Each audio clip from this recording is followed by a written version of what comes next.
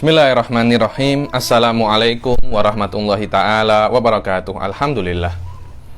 Alhamdulillahirabbil alamin. Wassalatu wassalam ala sayyidil mursalin wa ala alihi wa sahbihi wa man tabi'ahum bi ihsanin ila yaumiddin. Nawaitu ta'aluma wa ta'lim wa naf'a wal intifa' wal ifadah wal istifadah wal hatha ala tamassuki bi kitabillahi ta'ala wa sunnati rasulihi wa du'a ilal huda wa dalalata alal khairi wabtigha'a mardatihi wa qurbihi wa thawabihi subhanahu wa ta'ala. Allahumma faqqihna fid din wa alimna ta'wil. Rabbi shrah li sadri wa yassir li amri wahlul 'uqdatam min lisani yafqahu qawli waj'alni waziran min ahli. Bismillahirrahmanirrahim.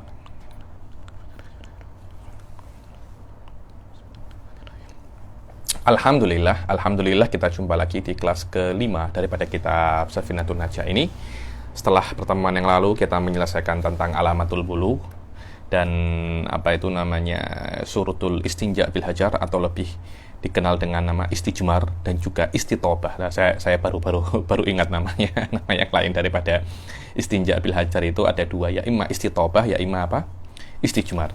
Sekarang kita akan masuk ke bab setelahnya, yaitu tentang wudu, tentang wudu, yaitu tentang di sini hanya disebutkan tentang rukun-rukun rukun-rukun wudu.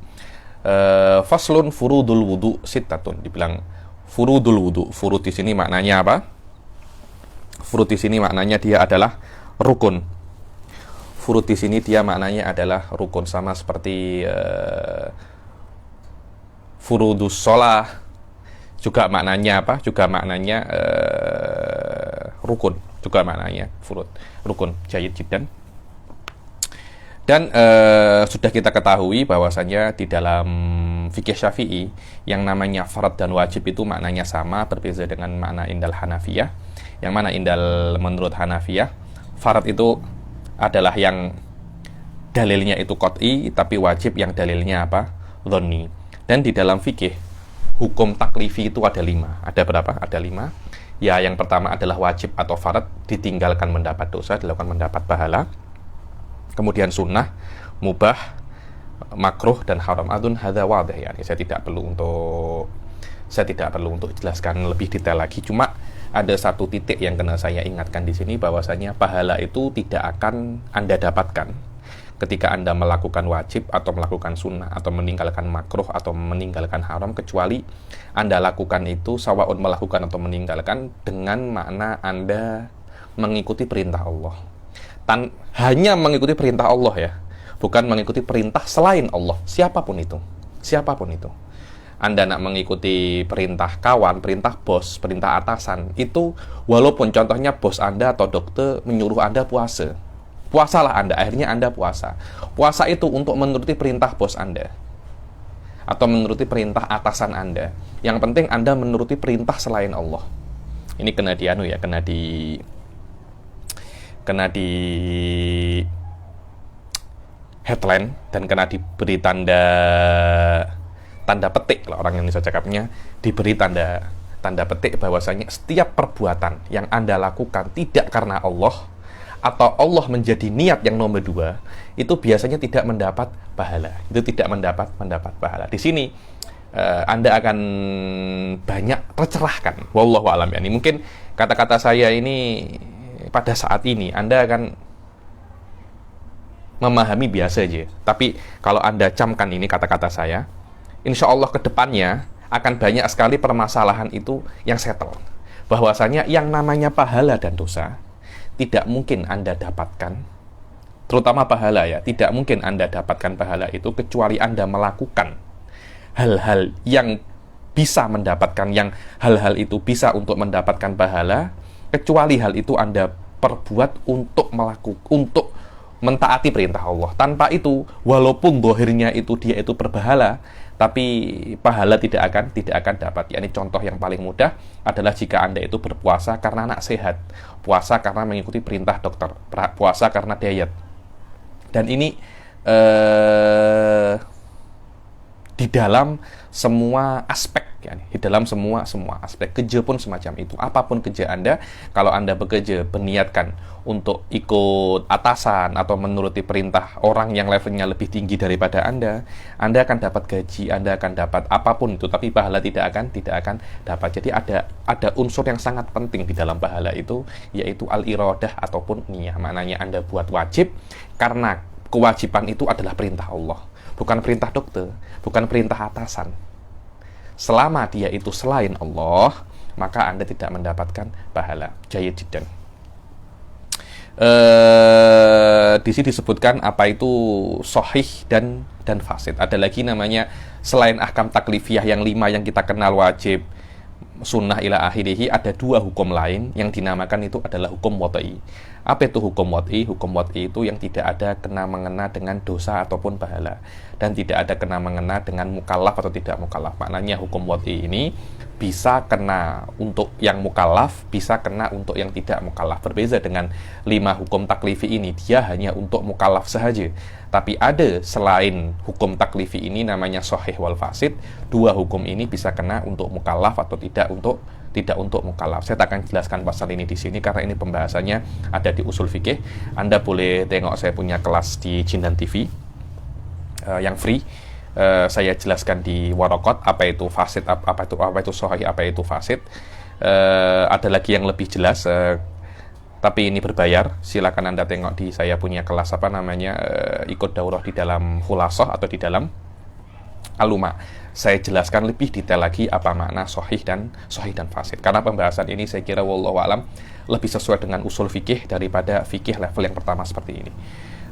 Al-awwal, jadi furudul wudu itu ada 6. Ada berapa? Ada 6. Indah Syafi'iyah, memang rukun-rukun wudu itu hanya 6 saja. Dia tidak lebih atau tidak kurang daripada 6. Lah, daripada 6 itu, 4 ini diambil daripada Al-Quran. Karena Allah Subhanahu wa Ta'ala mengatakan dalam Quran, "Idza kumtum ila sholati faghsilu wujuhakum." Kalau kalian nak sholat, yang pertama adalah basuh mukamu. Faghsilu wujuhakum wa aydiyakum ilal marafiq. Dan basuhlah tanganmu sampai sikumu. Wamsahu biru'usikum, dan usaplah kepalamu. Wa arjulakum, wa arjulakum. Apa wa arjulakum ini? Maknanya basuhlah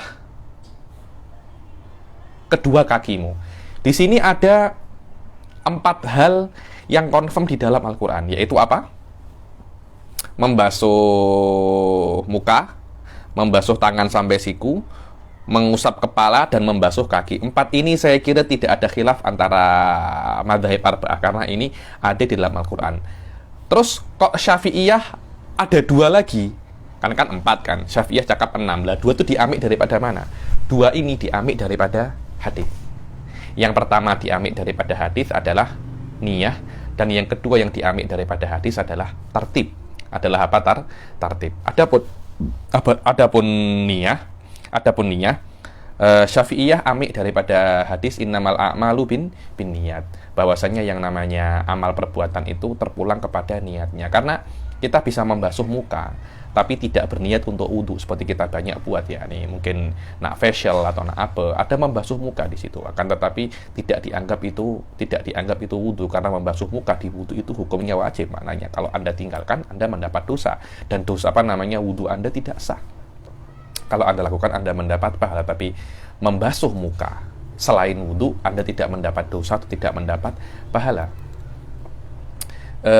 Selama perbuatan-perbuatan wudhu itu bisa ada di selain wudhu, maka diperlukan niat untuk membezakan mana wudhu dan mana bukan, dan mana bukan wudhu, seperti nanti akan saya jelaskan di dalam filsafat daripada niat itu sendiri. Dan yang kedua daripada niat, daripada rukun wudhu yang tidak ada di dalam Al-Quran adalah tartib. Tartib tidak ada di dalam Al-Quran, dan ini perdebatan yang panjang sekali.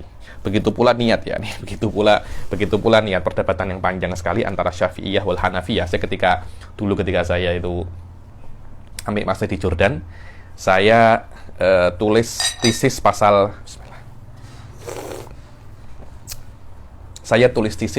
Qiyasus Syabah. Lah di Qiyasus Syabah itu rata-rata permisalan itu adalah khilafnya Syafi'i antara Hanafi di dalam niat ini. Dan memang tidak ada dalil yang sharih menurut saya wallahu alam untuk mewajibkan niat di dalam wudu. Akan tetapi Syafi'iyah melihat daripada beberapa ibadah yang mirip-mirip dengan wudu,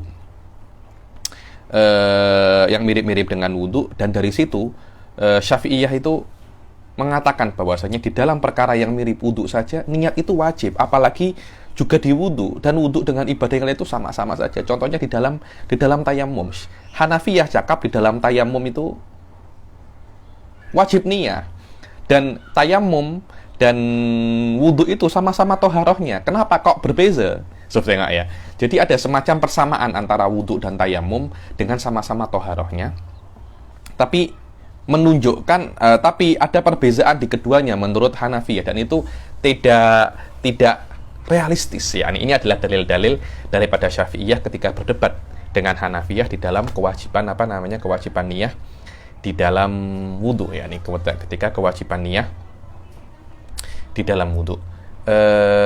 Dan ibaratnya Syafi'i itu rosikoh jiddan di dalam masalah itu. Beliau cakap toharatan anna taftarikon, wudu dan tayamum itu dua-duanya sama-sama toharoh. Bagaimana bisa berubah? Dan ini adalah cara-cara bagaimana Syafi'iyah itu mengisbatkan niat di dalam wudu untuk mendebat Hanafiyah menggunakan qiyasus syabah. Saya ketika baca mabahis ini di dalam Syifa'ul Ghalil karangannya Imam Ghazali ya, beliau mempunyai kitab di dalam masalah qiyasus syabah ini yang sangat best sekali, namanya Syifa'ul Ghalil. Saya menangis yakni kif kanal ulama yakni mereka sampai dalam derajat ini, yang saya pun kalau tak baca saya tak akan tahu bahwasanya kita boleh untuk itsbat di dalam masalah niat, membuktikan masalah niat daripada perspektif ini selain daripada hadis ya nih. Begitu pula tartib Hanafiyah tak cakap bahwasanya tartib itu wajib. Kenapa? Karena Allah Subhanahu wa taala mengatakan dalam Al-Qur'an itu dengan waw. Faghsilu wujuhakum wa aydiyakum wamsahu bi ru'usikum wa arjulakum, semuanya menggunakan waw. Dan waw seperti Anda ketahui di dalam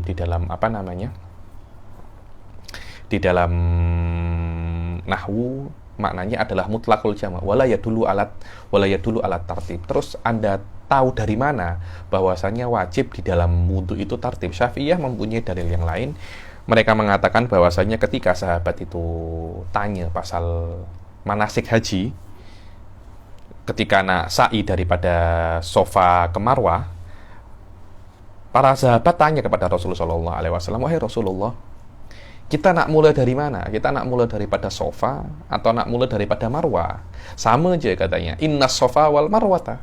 Yakni Allah di sini menggunakan waw juga. Allah di sini menggunakan waw, dan waw itu untuk mutlaqul jama'. Maknanya Anda boleh mulai daripada Sofa dan Anda boleh mulai daripada Marwah. Yang benar yang mana wahai Rasulullah? Rasulullah cakap ibda'u bima bada Allahu bih. Mula dari apa yang Allah mula. Maknanya kalau Anda nak berbuat sesuatu, mula daripada Allah, apa yang Allah mula. Allah mula daripada Sofa, ya Anda kena sa'i daripada Sofa ke Marwah. Jangan Marwah ke Sofa. Nanti yang Marwah ke Sofa tidak akan dihitung sah menurut para fuqaha. Inilah kenapa Syafi'iyah mengatakan rukun wudu itu 6, bukan 4. Jayyid. Yang mana Hanafiyah menurut usul mereka menurut epistemologi mereka di dalam usul fikih yang sedikit berbeza dengan Syafi'iyah, mereka mengatakan bahwasanya rukun wudu itu 4 sahaja, bukan 6. Kenapa seperti itu ya? Karena perbezaan usul menurut saya di dalam usul fikih mereka ada sedikit beberapa usul yang berbeza daripada Syafi'iyah, dan di antara impact perbezaan itu ada di dalam di dalam masalah arkanul wudu. Jangan Anda mengira bahwasanya di antara perbezaan Syafi'iyah dan Hanafiyah itu rukun wudunya 4, Syafi'iyah rukun wudunya 6. Iya memang seperti itu, akan tetapi bukan itu perbezaan fikih itu. Ini menurut saya hanya masail yang juz'iyah saja, masalah kecil perbezaan Syafi'iyah dan Hanafiyah, bukan hanya di dalam masalah ini. Ini hanya impact aja, ini hanya efek aja, ini hanya implikasi daripada perbezaan yang lebih besar daripada level madhab, yaitu ada beberapa qawaid usuliyah. Kalau Anda belajar usul ala tariqatul mutakallimin dan usul ala tariqatul fuqaha, di sini akan tampak ada satu usul yang Syafi'iyah amik, dan Hanafiyah ta'mim. Itulah yang membuat perbedaan di dalam masalah juz'iyah ini. Wallahu alam. Di sini Sayyid Abdullah bin Salim bin Semir mengatakan bahwasanya furudul wudu itu ada 6. Yang pertama adalah apa? An-niyah. Yang pertama adalah niyah. Yang mana niat ini dia sedikit-sedikit panjang. Saya tak apa-apa, better saya jelaskan sedikit-sedikit panjang ini karena menurut saya niat itu adalah inti daripada banyak sekali ibadah ya. Dan saya mempunyai kelas, Anda boleh tengok di Jinan TV. Saya mempunyai kelas tentang kitabun niyat dan ini kitabun niyat ini memang sangat penting sekali di dalam maudhu niyah ini dan terbina di dalam filsafat, di dalam filsafat niat daripada asasnya. Oke, jayid. Macam mana itu Habib? Niat secara bahasa dia adalah qasad. Nawaitu ay qasadtu. Di dalam syariat yang namanya niat adalah qasdu syai'i muqtarinan bi fi'lih. Yang namanya niat adalah Anda bermaksud sesuatu dan maksud itu harus bersamaan dengan perbuatan itu, yakni Anda nak melakukan dan Anda berniat dan Anda bermaksud untuk melakukan perbuatan itu. Antara niat Anda dan perbuatan itu maksudnya harus berbarengan. Tidak boleh niat Anda itu dahulu daripada perbuatan. Kalau niat itu lebih dahulu daripada perbuatan, ini namanya bukan niat, akan tetapi namanya azm. Kalau maksudnya lebih awal daripada bermaksud dulu baru berbuat, itu namanya azm. Anda bermaksud bersamaan dengan perbuatan, itu namanya apa? Itu namanya niat. Pembahasan niat ini, para fuqaha mengatakan ada sekitar 6 pembahasan di dalam niat. Ini sangat penting sekali. Agar kita tidak salah paham pasal niat. Karena banyak orang itu, wallahu a'lam, ada waswasah di dalam niat, ada tidak tahu bagaimana cara dia berniat, macam-macam ya nih. Dan tengok bagaimana nanti akan saya jelaskan the power of niat ya nih, the power of niat. Bagaimana kekuatan niat di dalam memanipulasi sebuah pahala ya nih. Dan banyak orang ini tak paham pasal ini ya nih. Dan ini mansus di dalam filsafat niat hal ini ada. Apa itu? Kita baca satu persatu. Bismillah. Pembahasan niat ada 6. Yang pertama adalah hakikatun, hukmun, mahallun, wa zaman, kaifiyatun, syartun, wa maksud. Maaf, ada 7. Lebih daripada 6, 7. Pertama adalah hakikatun. Hakikatun, hukmun, mahallun, wa zaman, kaifiyatun, syartun, wa maksudun, hasan. Itu adalah baitnya. Yang pertama adalah hakikah. Apa sih hakikat atau definisi daripada niat itu? Dibilang definisi daripada niat itu adalah qasdu syai' muqtarinan bi fi'lih. Anda bermaksud sesuatu dan harus maksud Anda itu berbarengan dengan perbuatan itu. Tidak boleh setelah, tidak boleh sebelum. Tidak boleh apa? Setelah, tidak boleh sebelum. Jayyid jiddan. Terus apa hukum Anda berniat? Niat itu hukumnya apa sih? Dibilang niat itu hukumnya wajib di dalam mayoritas perbuatan. Jadi fi ghalibil ibadah, Anda wajib untuk berniat. Maknanya adakah Habib niat-niat yang tidak wajib? Ada. Contohnya apa? Niat memandikan mayit. Memandikan mayit hukumnya fardul kifayah, tapi niatnya sunnah. Maknanya kalau yang memandikan itu orang kafir, tiada masalah. Kenapa? Karena tidak wajib untuk berniat. Loh, memangnya orang kafir tidak bisa berniat ke Habib? Sayati. Di antara syaratnya berniat itu harus muslim yang berniat. Kenapa? Sayati bayanuhu ba'da qoli. Jadi hukumnya berniat itu biasanya dia itu adalah apa namanya? Biasanya dia itu adalah wajib. Ada beberapa ibadah, di antara ibadah yang tidak wajib niat adalah memandikan mayit. Mewudukan mayit niatnya wajib. Jadi memandikan mayit hukumnya wajib. Niatnya sunnah. Mewudukan mayit sunnah. Niatnya wajib. Ghoribat. Memang fi'lan seperti itu ya nih. Wa mahalluha al-qalb. Dan tempat daripada niat adalah qalb. Akan tetapi disunnahkan Anda melafadzkan niat agar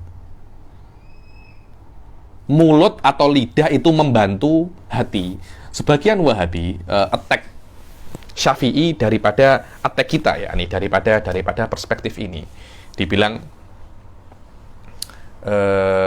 talafut biniyah itu bid'ah. Subhanallah, saya tuh stylenya Wahabi itu saya tuh kurang suka ya, bukan kurang suka, memang saya tidak suka ya nih, karena mereka selalu menggila menurut saya, menyerang kita itu di dalam masalah furu'iyah dengan membabi buta, dengan membabi buta, untuk menutupi kebobrokan akidah mereka ya nih. Tidak, saya tengok jarang sekali mereka itu menjelaskan tentang akidah mereka.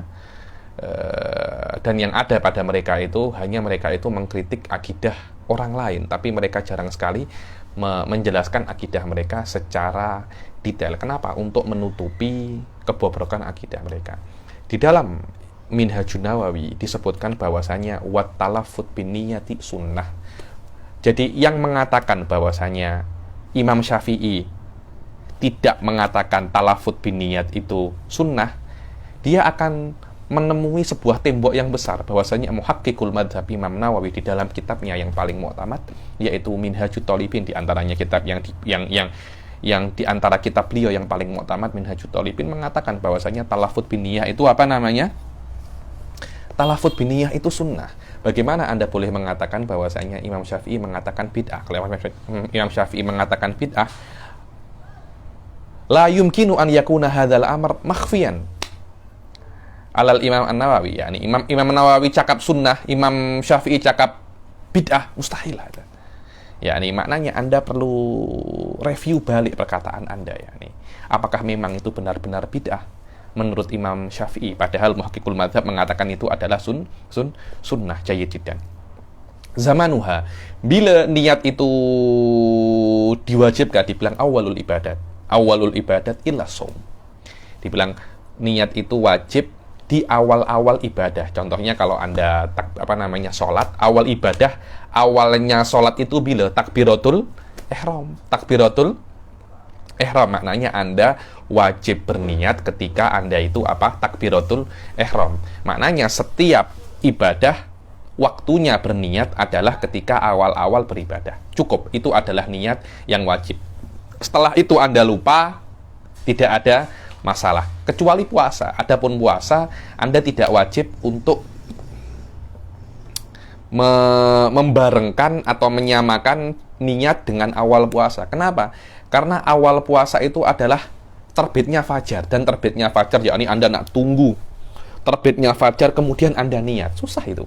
Itu sangat susah sekali. Karena itu syari', yakni Allah dan Rasulnya mengatakan di dalam puasa tak yah Anda membarengkan niat dengan puasa. Anda diperbolehkan niat sebelum puasa. Karena itu, mulai daripada terbenamnya matahari, Anda sudah diperbolehkan untuk mulai terbenamnya matahari, Anda sudah diperbolehkan untuk niat puasa untuk esok hari. Tidak ada masalah. Maknanya, hari ini tenggelamnya matahari, Anda sudah boleh niat untuk puasa yang hari-hari esoknya. Maknanya, sebelum puasa Anda diperbolehkan untuk berniat. Padahal ketika Anda itu bermaksud melakukan sebuah ibadah sebelum ibadah itu berlaku, itu bukan niat, itu adalah azm. Karena itu para ulama mengatakan di dalam niat itu bukan di dalam puasa itu bukan niat, akan tetapi itu adalah azm yang yakumu maqaman niyah. Itu adalah azm yang diletakkan di dalam niat. Kenapa? Karena yang namanya niat harus berbarengan, dan berbarengan dengan niat, berbarengan niat dengan awal puasa bahwa tulu'ul fajr susah. Bahkan Imam Syafi'i Syafi'iyah mengatakan kalau Anda membarengkannya, menyamakannya, puasa Anda malah tidak sah. Karena itu para Syafi'iyah mengatakan bahwasanya wajibnya bukan bersamaan dengan puasa, akan tetapi sebelum puasa takhfifan lil ibad. Wallahu a'lam. Hakikatun, hukmun, mahallun, wa zaman, kaifiyatun. Dibilang kaifiyah itu caranya untuk berniat. Bagaimana caranya untuk berniat? Caranya untuk berniat itu berbeza-beza terpulang ibadahnya. Nanti akan ada bagaimana cara berniat di dalam sholat, akan nanti ada cara berniat di dalam puasa, tapi cara berniat di dalam wudhu Anda mempunyai beberapa pilihan. Anda bisa untuk nawaitu raf'al hadath, bisa. Nawaitu fardol wudhu, bisa. Bahkan Anda bisa nawaitul wudu saja. Takyah fardol wudu. Nawaitul wudu saja sahihun alal asah. Jayyid jiddan. Kecuali kalau Anda itu daimul hadas. Apa itu daimul hadas? Daimul hadas itu kalau hadas Anda itu tidak berhenti-berhenti. Contohnya kalau laki-laki itu air kencingnya itu menetes, dibilang salisil baul. Wa na'udzubillah, Allahumma salimna minhu. Allahumma salimna minhu. Salisil baul. Bagaimana salisil baul itu? Jadi ini untuk laki-laki ya, perempuan juga bisa. Kalau laki-laki itu zakarnya itu menetes air kencing terus, tes. Ya Allah. Wa na'udzubillah. Allahumma salimna minhu, yani Allah yu'afina minhu. Lah ketika Anda itu salisil baul, maka hadas itu tidak bisa terangkat. Kenapa? Anda terus dalam keadaan berhadas. Karena itu ketika Anda terus dalam keadaan berhadas, maka niat wudhu Anda tidak boleh nawaitu raf'al hadas atau nawaitul wudhu, tidak bisa. Kenapa? Karena wudhu, fardol wudhu, raf'al hadas itu mempunyai efek mengangkat hadas, sedangkan hadas Anda tidak bisa terangkat karena air kencing itu menetes terus. Setiap menetes ada hadas kecil ada.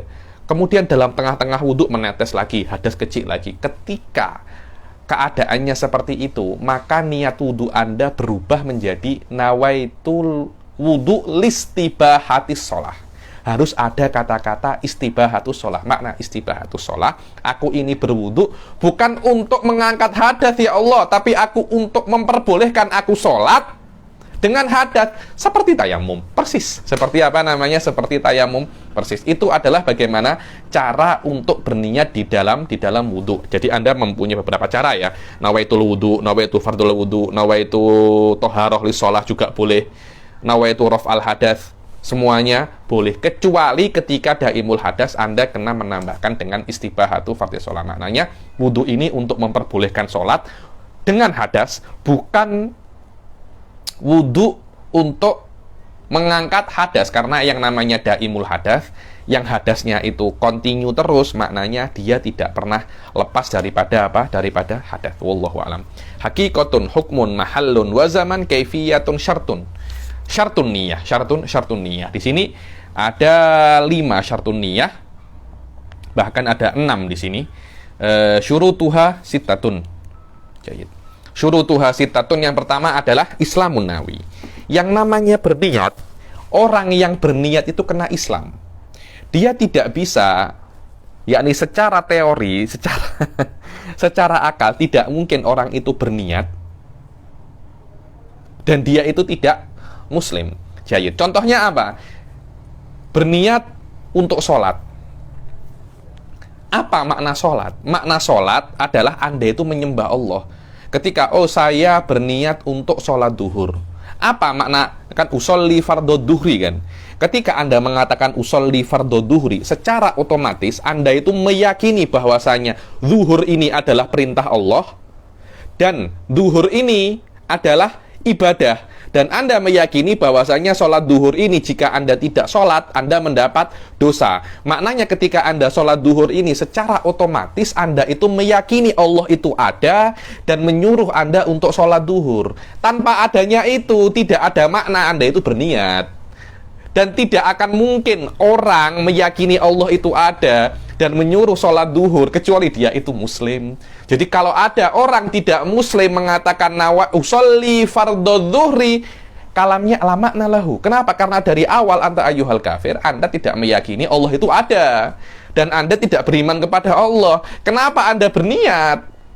Ada semacam, wallahu a'lam, menurut saya ada semacam tanakut antara seseorang itu bukan Muslim dan seseorang itu berniat. Karena lawazim daripada niat itu Anda meyakini Allah itu ada dan Anda meyakini ada yang namanya pahala. Sedangkan orang kafir tidak meyakini semua itu. Kenapa Anda berniat? Tapi dia mengatakan niat, Habib. Itu bukan niat yang hakiki, itu hanya niat zahir ya. Ini apa namanya? Niat suri. Maknanya zahirnya aja niat, tapi hakikatnya dia bukan niat. Apa zahirnya niat? Maknanya lafadznya lafadz niat, tapi hakikatnya dia tidak berniat. Karena ketika Anda berniat, secara otomatis Anda itu meyakini bahwasanya ini adalah perintah Allah dan aku melakukan perintah Allah. Dari awal orang kafir tidak meyakini Allah itu ada, macam mana dia nak berniat walaupun dia berlafat dia itu niat. Ada karena tolak ukur itu bukan dengan lafat tapi dengan apa namanya? dengan makna di dalam masalah ini. Islamun nawi, dia harus muslim. Wa tamyiz. Yang berniat itu kena mumayyiz. Apa itu mumayyiz? Mumayyiz itu definisinya banyak ya, definisinya banyak. Ada yang mengatakan mumayyiz itu seseorang yang sudah yufarrik bainat tamroh wal jamroh. Kalau ada budak kecil sudah membedakan antara api dan kurma, maknanya mana yang sedap, oh dia pilih kurma, maknanya dia sudah mumayyiz. Tapi definisi yang paling kuat yang namanya mumayyiz adalah man yakul wahdahu wa yashrab wahdahu wa yastanji wahdah. Dibilang mumayyiz itu yang sudah bisa makan sendiri, minum sendiri, dan istinja sendiri. Itu definisi yang paling definisi yang paling muktamad. Sebagian ulama mendefinisikan mumayyiz itu adalah man yafhamul khitab wa yaruddal jawab. Yang faham omongannya orang dan dia bisa jawab jika ditanya.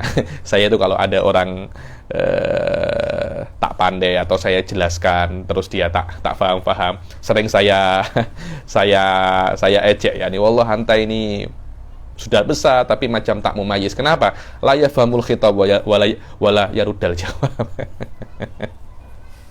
Itu adalah apa? Mumayyiz.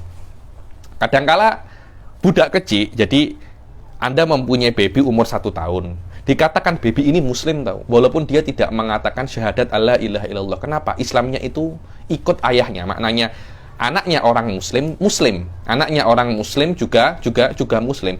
Tapi ketika dia berniat, niatnya itu tidak sah. Kenapa? Karena dia masih belum mumayyiz. Yang mumayyiz harus sudah bisa makan, minum, dan istinja sendiri. Syarat yang pertama adalah untuk sahnya niat. Yang pertama adalah yang berniat itu kena muslim. Dan yang kedua kena mumayyiz. Wa ilmun bil manwi. Dia harus tahu yang dia niatkan ini apa. Ya maknanya kalau dia itu niat sholat, dia harus tahu sholat itu apa. Aku niat sholat. Oke, sholat itu apa? Macam sedap, seronok tuh, rasanya manis. Maknanya Anda tidak tahu apa itu sholat. Saya berniat wudhu. Apa itu wudhu? Wudhu itu macam kawannya satai lah. Maknanya Anda tidak tahu apa itu wudhu.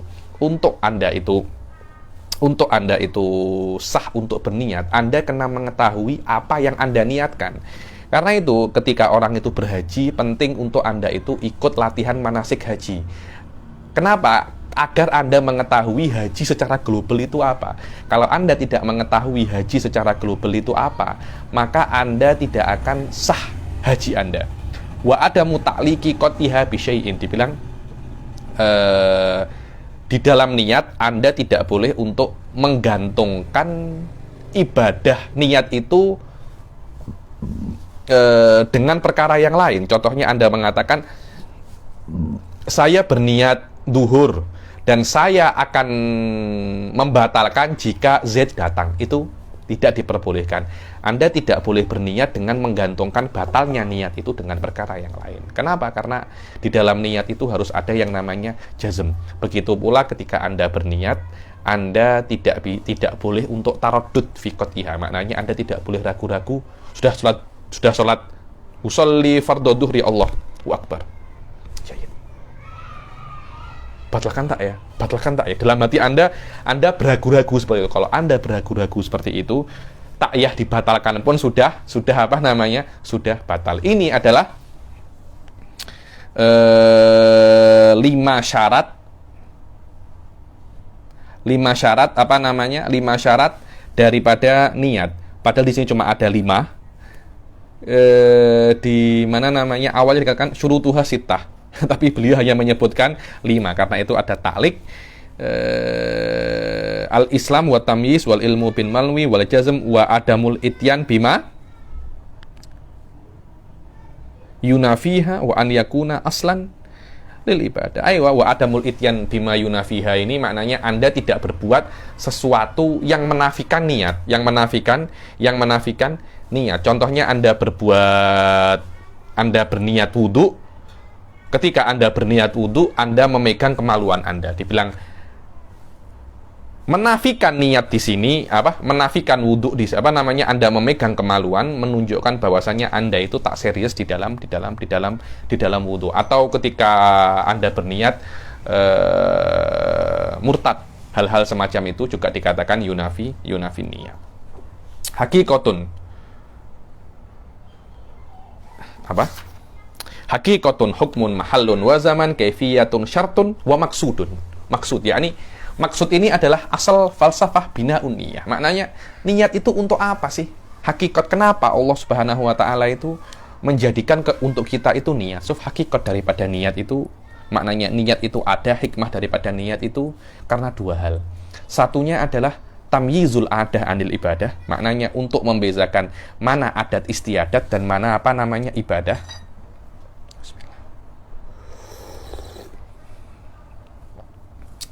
Tamyizul adah anil ibadah wa tamyiz maratibul ibadah. Yang kedua adalah membezakan antara level-level ibadah. Oke, satu persatu. Yang pertama adalah tamyizul adah anil ibadah. Membezakan mana ibadah dan mana yang bukan ibadah. Adah itu adalah perbuatan Anda sehari-hari, rutinitas Anda. Kadangkala rutinitas Anda itu modelnya, bentuknya sama seperti ibadah. Contohnya apa, Habib? Mandi itu kadangkala dia itu rutinitas, kadangkala dia itu mandi wajib, mandi janabah. Mandinya juga sama-sama pakai sabun, juga sama-sama pakai shampoo, juga sama-sama pakai air. Tidak ada yang cakap, oh kalau mandi junub pakai sirap. Kalau mandi biasa pakai air, tak ada semacam itu. Sama, Anda mandi janabah ya pakai air, Anda mandi biasa ya pakai air.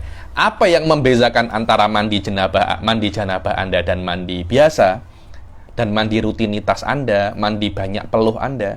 Yang membezakan adalah niat. Ketika Anda meniatkan mandi ini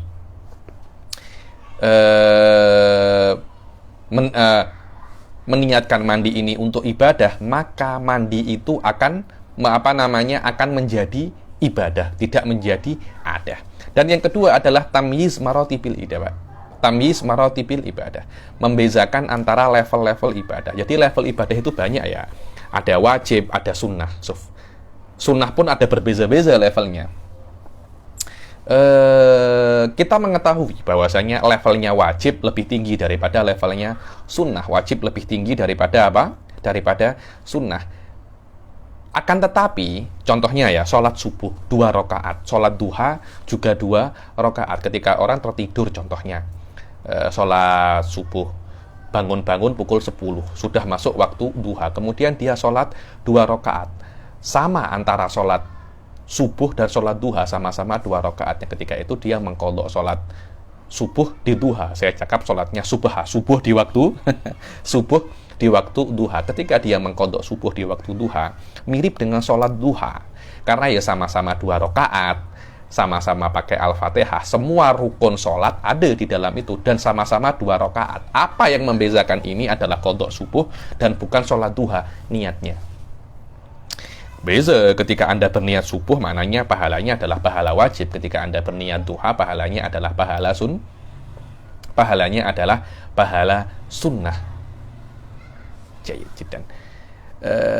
Karena sama-sama sholatnya, sama-sama 2 rakaat dan rukunnya sama, yang membezakan antara keduanya itu adalah niat. Inilah faedah daripada niat. Yang pertama, untuk membedakan mana ibadah dan mana rutinitas, dan yang kedua, untuk membezakan level ibadah. Ada satu faedah lagi, mungkin ini adalah turunan daripada faedah yang pertama, yaitu tamyizul adah anil ibadah, yaitu yang dibuat oleh Al-Habib Sa'ad Alitrus, Habib Muhammad bin Alawi Alitrus, bahwasanya yang namanya niat itu mempunyai satu faedah lagi, yaitu taktsiru thawabil ibadah, atau tahwilul adah ilal ibadah. Kan yang pertama kan membezakan mana adah, mana rutin, dan mana ibadah. Dari faedah yang pertama, Anda bisa paham bahwasanya niat pun bisa berguna untuk, selain dia itu membezakan mana rutinitas dan mana ibadah, faedahnya niat juga bisa untuk merubah rutinitas menjadi ibadah. Macam mana itu Habib? Makan adalah rutinitas. Makan adalah rutinitas. Makan bukan ibadah, Yusuf. Allah tidak menyuruh Anda makan dengan beribadah. Tidak. Makan adalah kebutuhan Anda. Makan adalah keperluan Anda. Maknanya makan itu hakikatnya adalah perkara yang mubah. Akan tetapi Anda bisa untuk menjadikan makan yang mana makan itu adalah rutinitas Anda menjadi ibadah. Bagaimana caranya merubah itu? Dengan cara niat. Dengan cara apa namanya? Dengan cara niat. Maknanya ketika Anda makan, Anda berniat makan ini untuk menjaga ciptaan Allah atau untuk memperkuat diri untuk beribadah. Karena itu Suhaib Zubat mengatakan, lakin idza nawa bi aklihil kuwa li taatillahi lahu maqad nawa. So, kalau dia itu berniat makan untuk kuat beribadah, maka dia sudah mendapat apa yang dia niatkan. Maknanya, di antara faedah niat itu adalah merubah rutinitas menjadi ibadah. Dan ini bisa Anda pahami daripada falsafat niyah yang pertama, yaitu tamyizul adah anil ibadah. Begitu pula Habib Sa'ad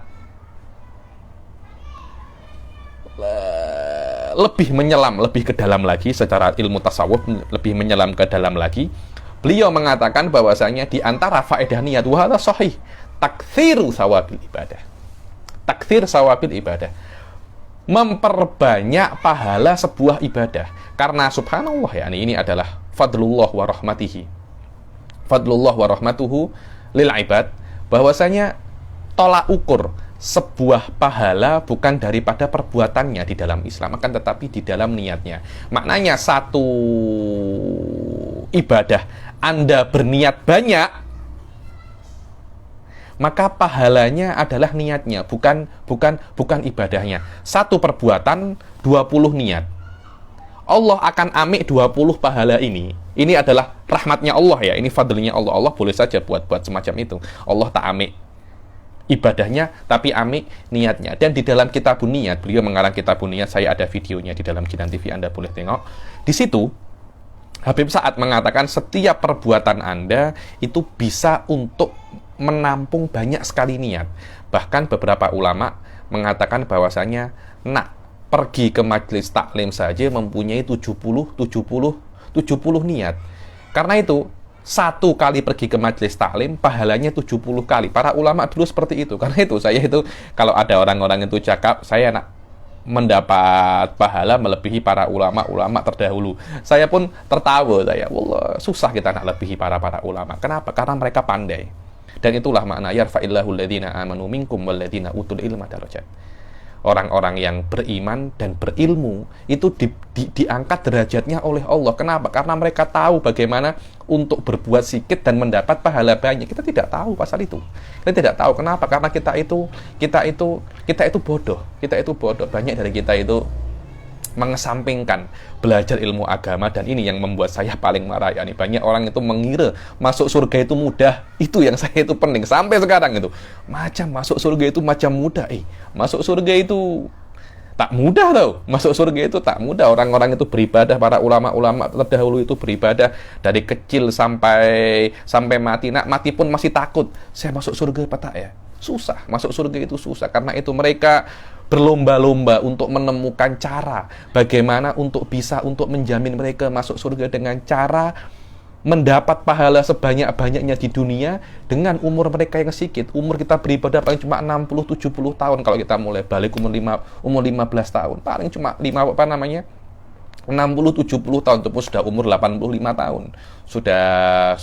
Sudah sangat tua sekali. Sudah sangat tua sekali. Bagaimana umur kita itu, ibadah kita hanya 60-70 tahun, tapi kita mempunyai amal ibadah macam orang-orang itu umurnya 100 tahun, macam orang-orang itu umurnya 1000 tahun. Tidak mungkin kita buat seperti itu kecuali dengan dengan memperbanyak niat kita di dalam ibadah kita. Akhirnya di dalam kitab niat itu, nak pergi ke masjid saja dan ke masjid itu ada sekitar 20 niat. Maknanya orang sekali pergi ke masjid sudah mendapatkan 20 pahala. Satu orang sekali ke masjid pahalanya satu. Orang-orang biasa, orang ulama 20 pahala. Karena itu mustahil ya nih. Orang biasa nak challenge ulama di dalam pahala.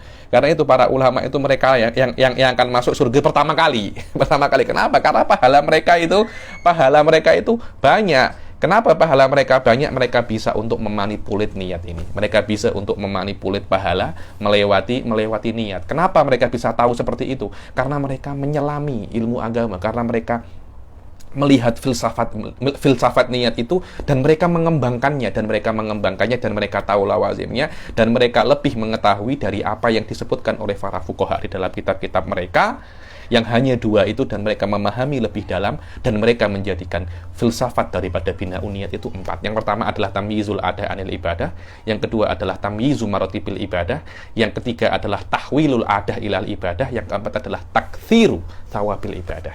Jadi ini adalah 4 falsafatun niyah, 2 sebutkan di sini, yang 2 biasanya disebutkan di dalam kitab-kitab tasawuf dan kitab-kitab fikih pun ada, tapi tidak sejelas dengan apa yang sudah saya sebutkan. Inilah tentang apa namanya? Inilah tentang niat ada 6 pembahasan.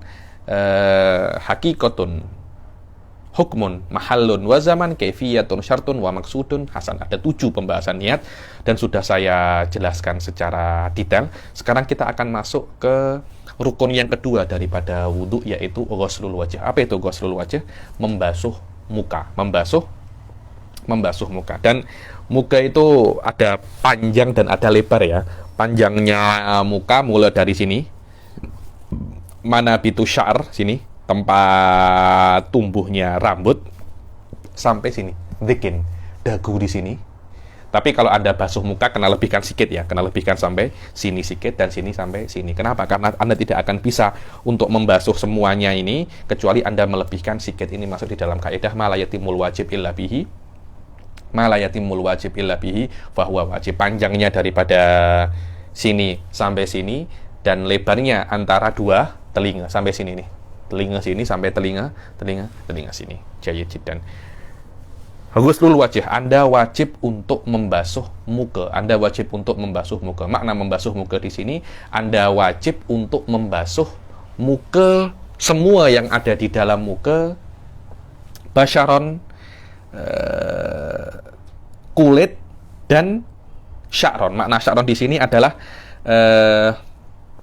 bulu-bulu yang ada di dalam muka. Anda wajib basuh semuanya, tidak terkecuali. Bulu itu tebal, lebat, ataupun bulu itu nipis. Ada sekitar 20 bulu yang ada di muka. Itu wajib Anda basuh semua kecuali 2 saja. Kecuali 2. Dibilang aridon waleh ya. Sini, jambang di sini. Jambang sini dan lehyah. Kalau 2 bulu ini, 2 rambut ini apa namanya? 2 rambut ini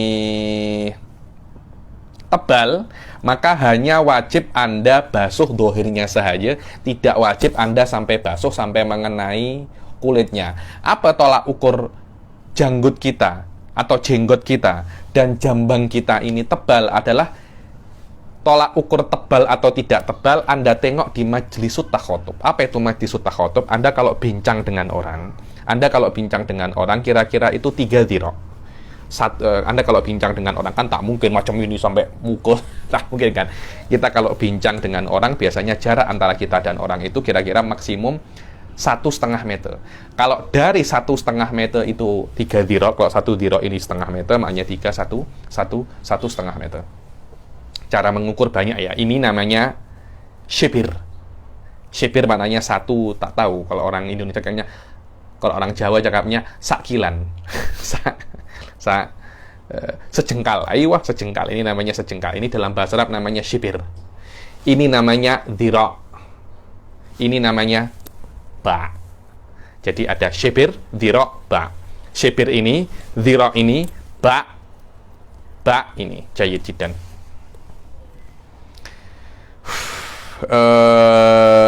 Kalau kita cakap dengan orang dan orang itu berjanggut, kemudian kulitnya itu nampak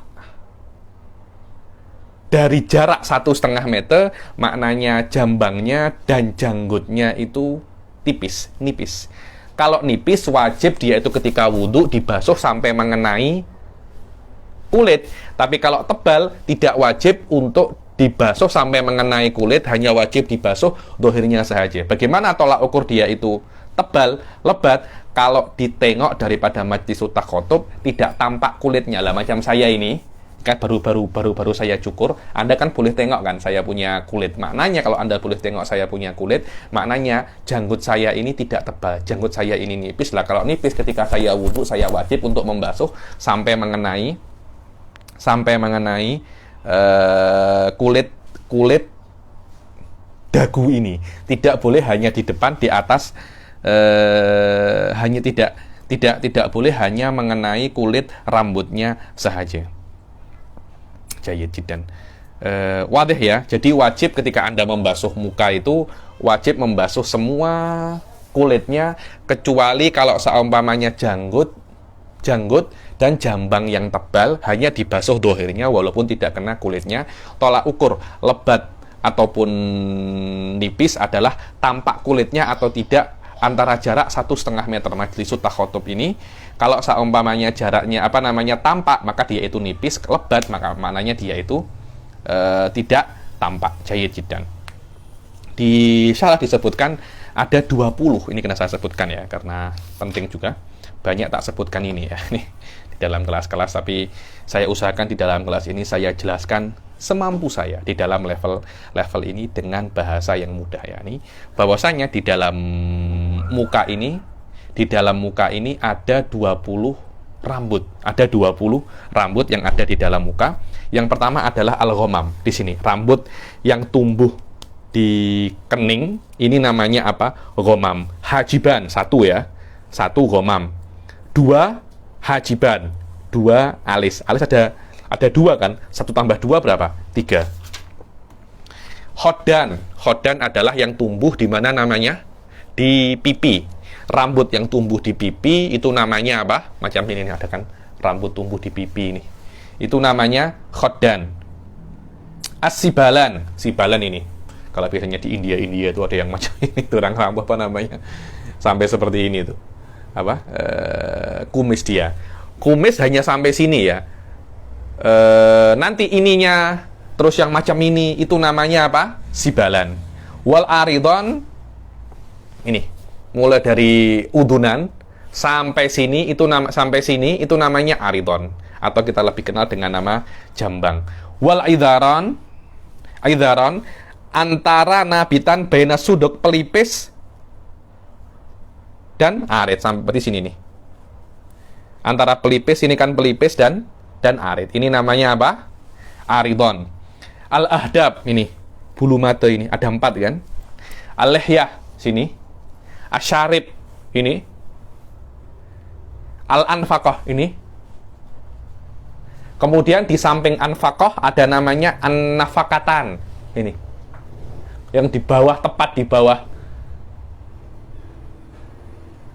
mulut bawah ini namanya anfaqah.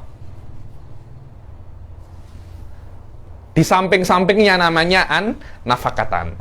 Lah ini semua yakni mulai dari ahdab, arba'ah, hajiban, semuanya itu wajib dibasuh ketika Anda itu membasuh muka. Kecuali apa? Lihyah al-kathifah wal aridon al-kathifatan itu tidak wajib untuk dibasuh sampai mengenai kulitnya, hanya dibasuh dohirnya sahaja. Hanya dibasuh dohirnya sahaja.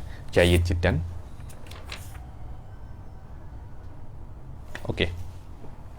Dan yang ketiga daripada rukun wudhu adalah apa? Ghuslul yadaini ma'al mirfaqain. Membasuh 2 tangan dengan apa namanya? Membasuh 2 tangan sampai kedua siku. Dan tangan itu dari sini sampai sini tangan ya, dari jari sampai pergelangan tangan juga tangan, dari jari sampai sini juga tangan, dari sini sampai sini juga tangan. Kan tetapi di dalam wudhu yang namanya tangan mulai dari jari sini sampai siku juga wajib dibasuh ya, juga wajib dibasuh ya. Dibilang ilal marofik ay ma'al marofik. Dibilang kalau di dalam ila biasanya akhirnya itu tidak masuk. Tulis 1 sampai 10. 10 tak payah Anda tulis, tapi tulis 10 1 hatta 10. 10 juga masuk, akan tetapi Rasul sallallahu alaihi wasallam setiap berwudu pasti sampai membasuh siku, karena itu siku masuk di dalam wajib Anda basuh. Dan siku itu bentuknya macam ini ya. Dari ini namanya suf, ini namanya kaf, ini namanya sa'id, ini namanya adud. Lah, yang sini nanti bentuknya semacam ini. Dari adud ke sini semacam ini. Dibilang admatai adud wa ibrotas sa'id, semacam ini. Jadi nanti tangan tuh bisa bergerak semacam ini. Jayyid jiddan. Oke. Ghuslul yadaini ma'al mirfaq, yang di dalam wudu mirfaq yadain sampai sini, di dalam memotong tangan ketika syariqah hanya sampai sini saja. Jayyid jiddan. Tapi secara bahasa sampai sini. Wa mashu syai'in minar ra'si, dan membasuh sebagian daripada sebagian daripada rambut. Sebagian daripada rambut, dengan catatan kalau seumpamanya rambut Anda panjang ketika jihadun nuzul tidak melebihi daripada kepala, Contohnya kalau ada yang rambutnya panjang, ketika dia macam ini, di sini rambutnya sampai sini, Anda tidak bisa membasuh ujungnya saja, Anda harus membasuh yang ada di dekat akarnya, baru Anda itu dikatakan membasuh sebagian daripada kepala. Indah Syafi'iyah, kalau Anda membasuh rambut, cukup satu rambut saja, tidak ada masalah. Sebagian ulama harus seperempat kepala, sebagian ulama diantaranya Imam Malik harus semua rambut kepala. Imam Syafi'i tak. Imam Syafi'i mengatakan sebagian rambut yang ada di kepala, walaupun satu, sudah dianggap dia itu membasuh sumpah dianggap dia itu membasuh kepala. Jayyid jiddan.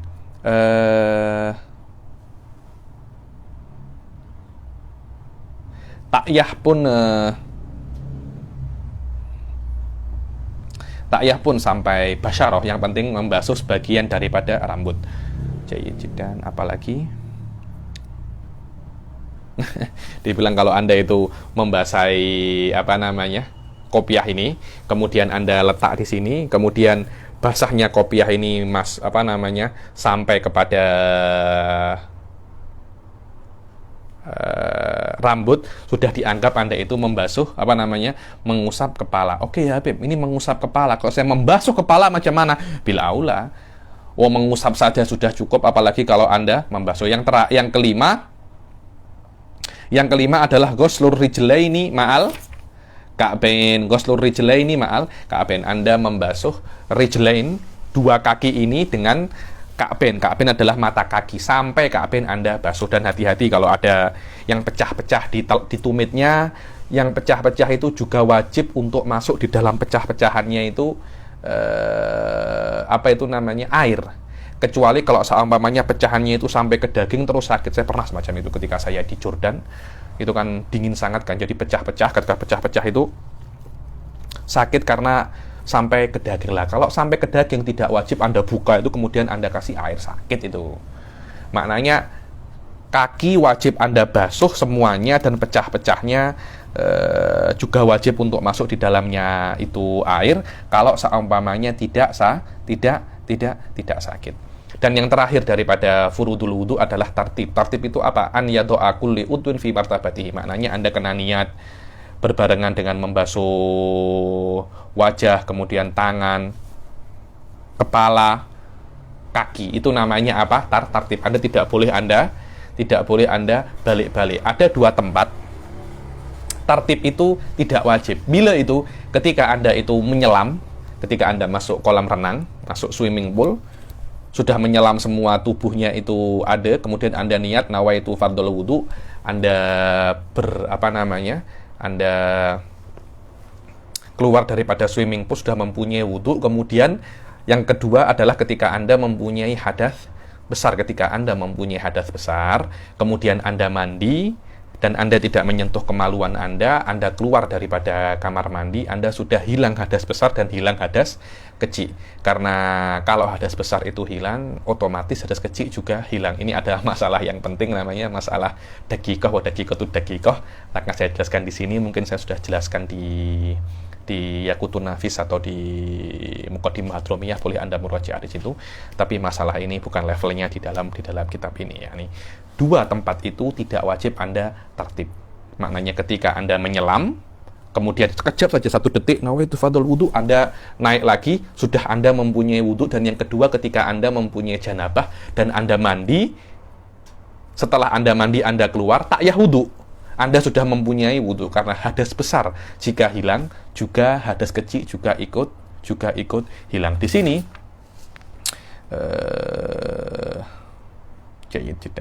di sini disebutkan tentang al-masah alal khufain. Ini juga penting. Better kita baca esok saja masah alal khufain, dan juga kita mungkin ada sedikit tentang sunanul wudu, kita baca di pertemuan yang akan datang. Oke.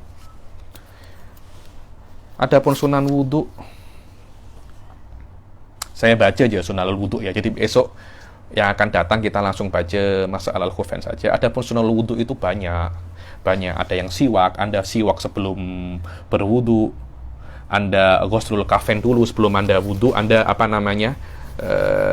membasuh tangan sampai kuen, sampai pergelangan tangan ini, berkumur, istinsyak itu memasukkan air ke dalam hidung, wal istinthar, Anda keluarkan lagi, wat taflis 3 kali, mashu jami'i ra's, Anda mengusap semua rambut yang kepala, mashul udunain, sini Anda membasuh